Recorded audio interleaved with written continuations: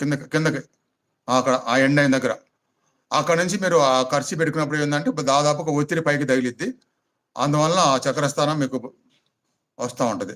దానికి ఒక ఒక 2 అంగుళాలు పైన స్వాదిష్టాన చక్రం. అంటే ఎదర నుంచి తీసుకుంటే మన మర్మాంగం నుంచి ఎదురుగా వెనక వెన్నుపాములో స్వాదిష్టాన చక్ర. తర్వాత మణిపూరక పొట్ట మధ్యలో నాభి నుంచి ఎదురుగా వెనుకున్న వెన్నుపాములో ఆ ప్లేస్లో ఉండేది మణిపూరక చక్ర. తర్వాత హృదయ స్థానం నుంచి మధ్యలో వెనకున్న వెన్నుపాములో అనాహత చక్ర, అక్కడ అనాహత చక్ర.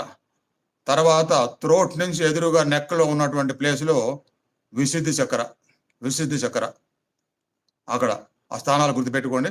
తర్వాత ఆజ్ఞా చక్ర మాత్రం అక్కడ ముందు వైపు ఉంటుంది, కనుబొమ్మల మధ్య. ఇంకా పాప